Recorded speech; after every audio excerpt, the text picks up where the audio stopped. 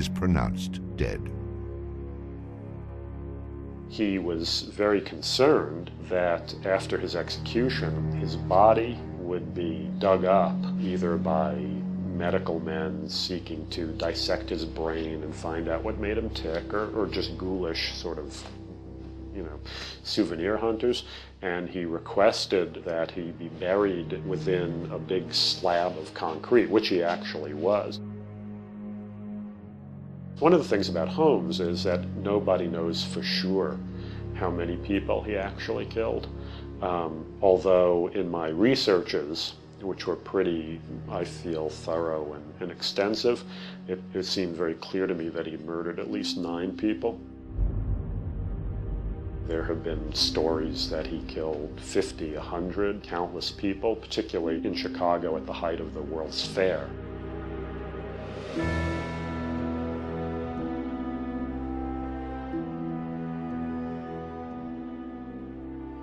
How many people did Holmes actually murder? Most likely, no one will ever know.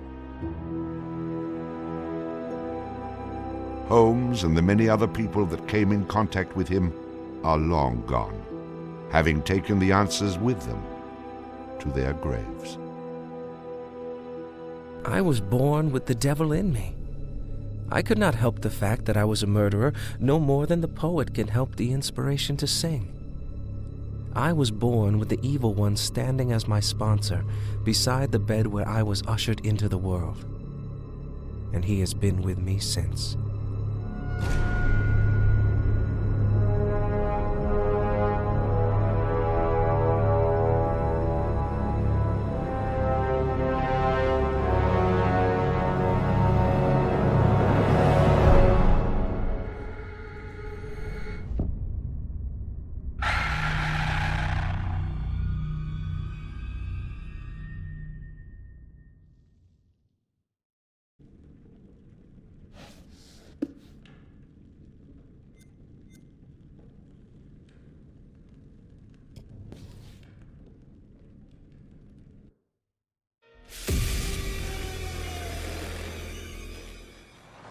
So, what do we know about this guy? He's rich, he's a recluse, he's obsessed with H.H. Holmes. We're going to a property he inherited from a relative. Some of the rooms are full recreations from the murder castle. Dumet has blueprints, documents, artifacts. Totally sane, I'm sure. There are various elements we knew we wanted to explore when designing the hotel. From developing areas and set pieces that generated a constant sense of uneasiness and tension, to memorable trap rooms that forced the player into frantic life and death decisions. I'm so sorry. We took a lot of inspiration from Holmes' original murder castle, as we wanted to capture the way that Holmes' castle was created to disorientate and confuse his victims. Welcome to the World's Fair Hotel. As cunning as Dumet is, not everything in his castle runs like clockwork anymore. His operation has become so vast that he can't maintain everything, and the Lonnet crew have turned up at just the right time to exploit that. The production design for the hotel needed to reflect the original design, utilising a Victorian-style facade and castle turrets, interiors with ornate mouldings and panelling, being made larger to accommodate the game's intention to be used as a vast labyrinth to create fear and horror. This included the hidden rooms, sliding walls, trapdoors, and secret basements, but with extra central monitor rooms and death rooms, all hidden from the guests, providing multiple layers and multiple levels to explore, unveiling the horror within. Special attention was given to the design of the areas such as the lobby, the bar area, and the dining rooms to provide an authentic, believable Victorian hotel, bringing a feeling of magnitude and foreboding to intimidate the player. Guys? Is that you? The hotel guest rooms were designed to be opulent yet aged, in keeping in style with furnishings and fittings, yet having additional modern electronic window shutters installed to trap the victims. Secret observation rooms were also built adjoining, with hidden doorways to enter. Corridors were cleverly designed to include mechanical sliding walls hidden within the Victorian framework, used to change the layout of the labyrinth throughout the hotel. Fuck. The murder inventions designed within locations included the suffocation and crushing rooms, furnaces, and acid baths.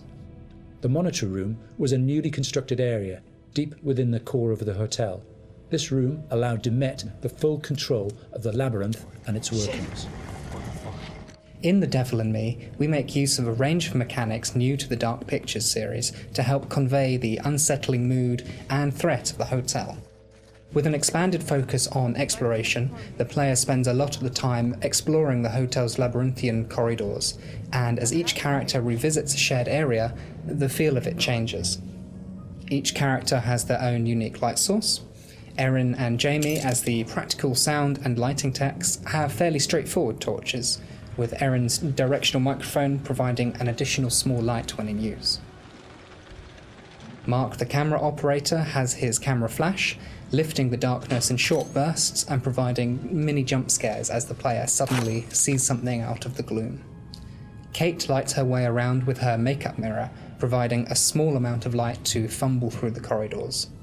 And then Charlie's sole light source is his own cigarette lighter, casting the hotel in its flickering orange light and barely really lighting anything at all.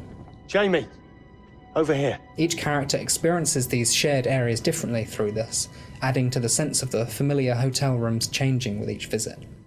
It's amazing. The Island Hotel was originally built in the 1890s. It was converted into a spa later on until it was abandoned and finally chosen by Demet for his murder playground. Some parts had been restored, like the rooms the characters stay in and the lush lobby and bar areas on the first floor. We work closely with concept art and art direction to create distinct color palettes and ornate assets that made those areas more inviting while still leaving something unsettling about their imperfections. But elsewhere, we could show the hotel and spa's original treatment rooms and the indoor pool which had fallen into disrepair and other thematically different places. Our second challenge was getting into Demet's head. We knew that he was supposed to be a very meticulous man. He's the sole architect of this place and proud of his creations. Some rooms are deliberately left in disrepair. We created them with the base layers showing, and we scattered building equipment around to tell the narrative that Demet still has plans for them. Others he had completely purpose-built. That's where we used a mix of old brick and breeze block materials next to each other to create contrast. And on top of that, there are traps everywhere. Some of the most interesting areas to create were the ones which were supposed to be off-limits to hotel guests. We wanted to show the stark contrast of his personal space versus the one he hunts people in. The team went as far to even design Demet's handwriting, and we used that on boards and documents to show more of his personality. There's storytelling in every small detail.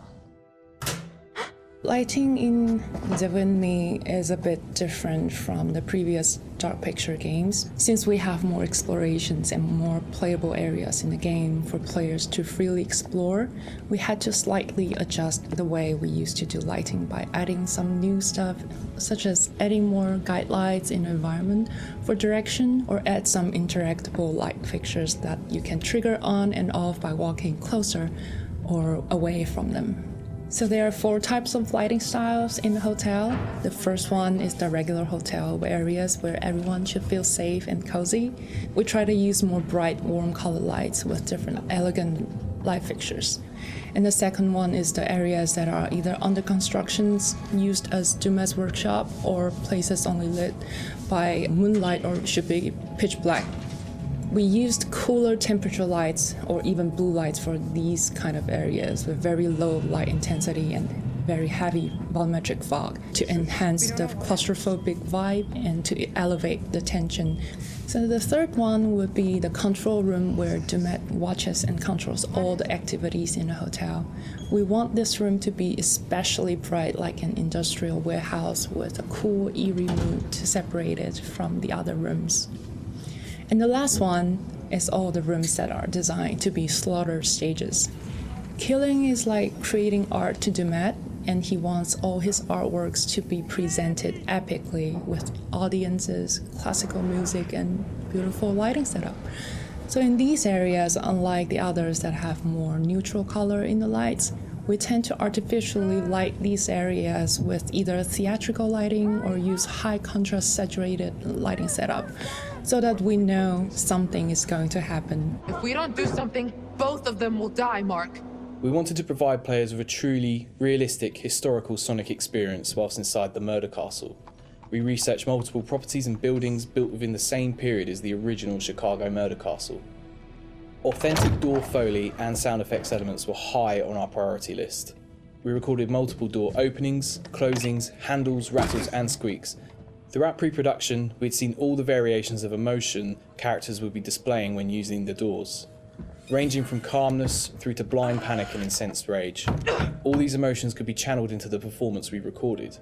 Another element of the soundscape we went into considerable detail recording was floorboard and stair creaks. Virtually every step we took provided us with a distinctive and unique sound. We recorded these creaks in 3 states: running, walking, and walking slow.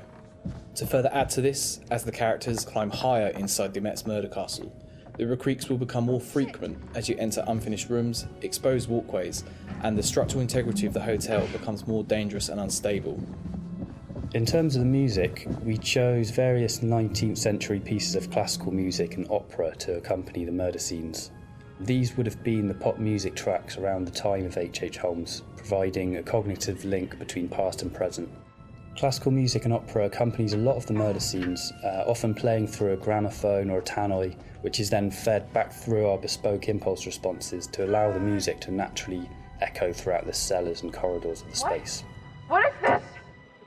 We took a similar approach as well with the abstract sound design, including nods to classic horror films with really discordant, unnerving piano impacts and bowed metal interspersed with electromagnetic recordings, synths and ultra-modern distortion to provide that juxtaposition and that link through time between the historical setting and the modern-day story.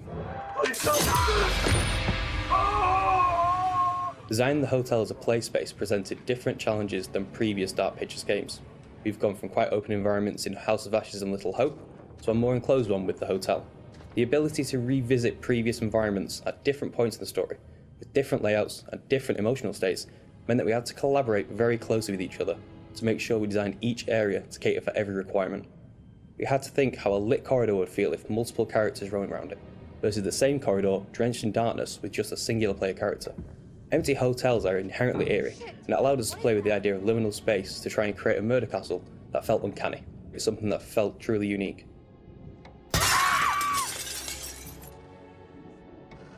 It's me! Get in here! Jamie? Thank God.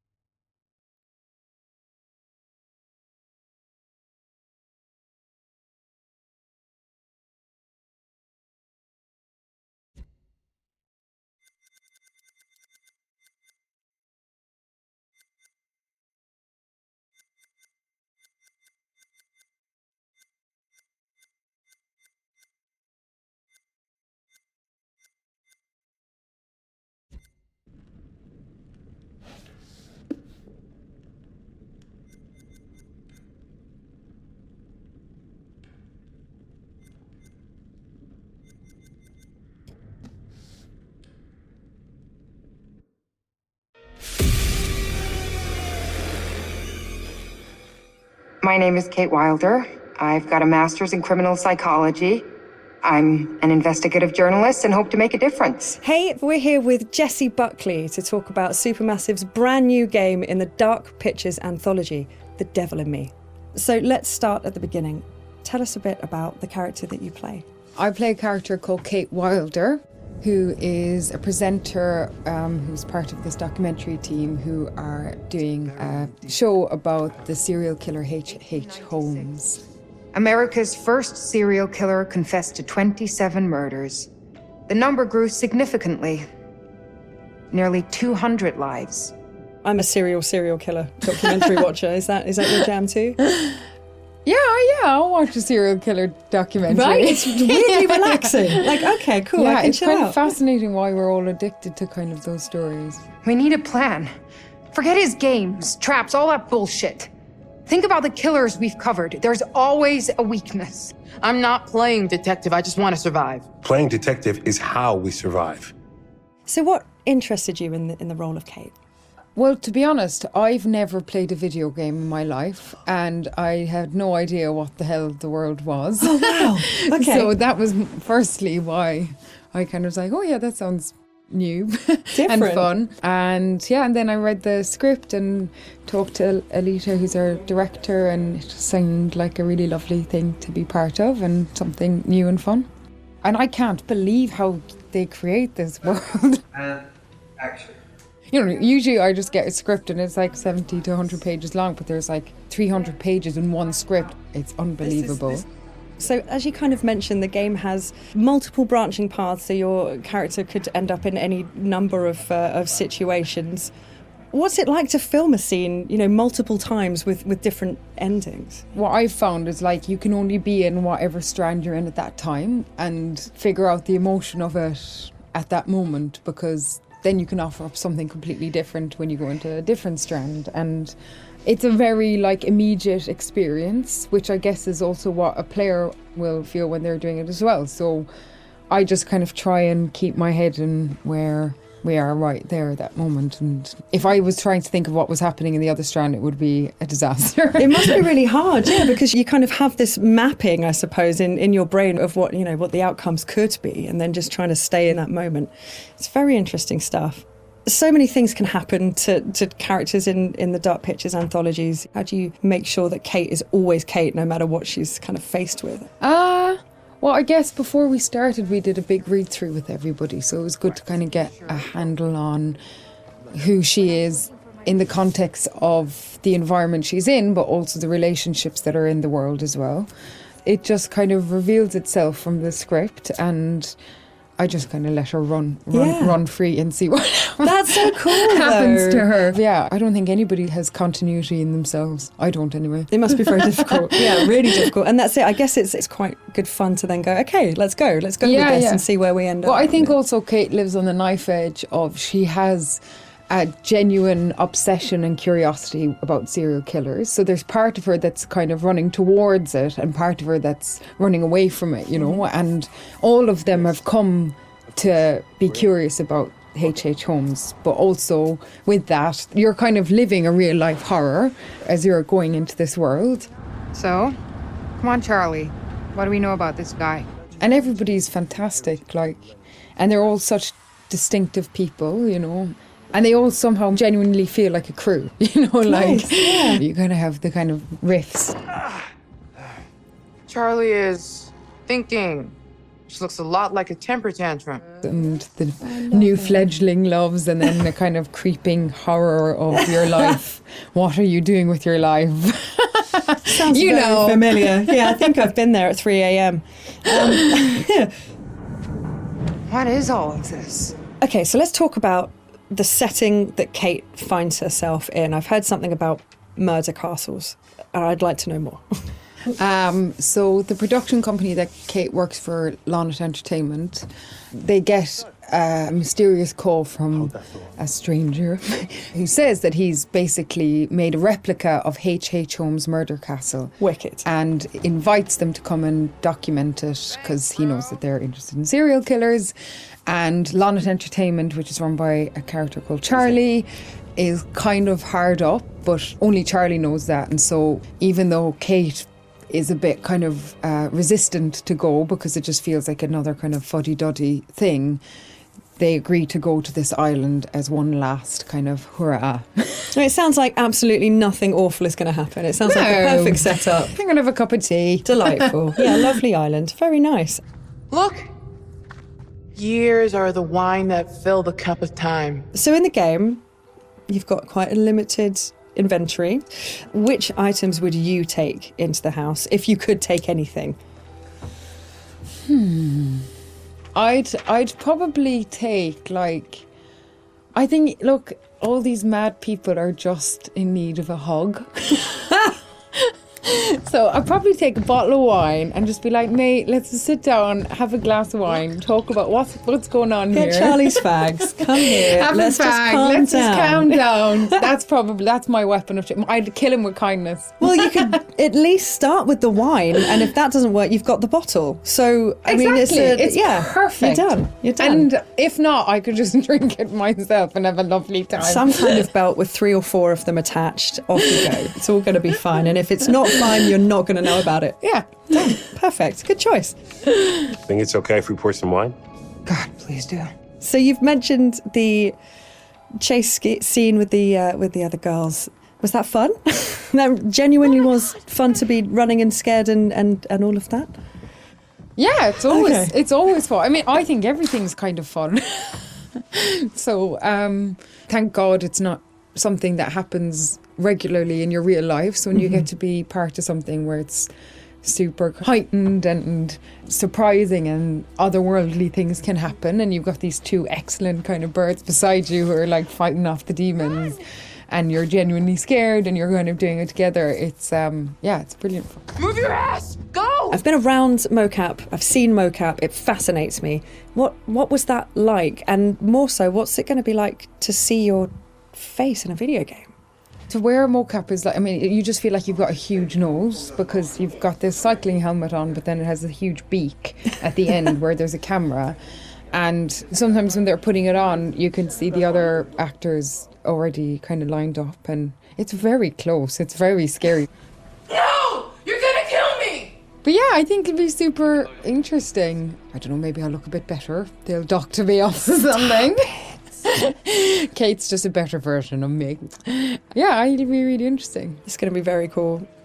As far as, let's say, traditional acting versus video game acting, what were the differences? Was there a huge kind of difference between the two?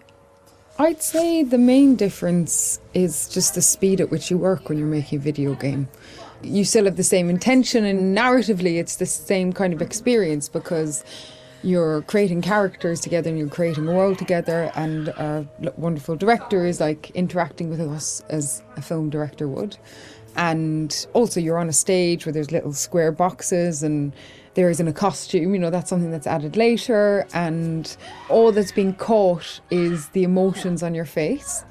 It must be quite intense. When it's just focusing on your face, that must be a real, like, I don't know, like intense experience. Although, to be honest, like the scripts they're really good, and so I don't really try and think about that too much, whatever the situation. I think if I did think about it, it would be an awful disaster.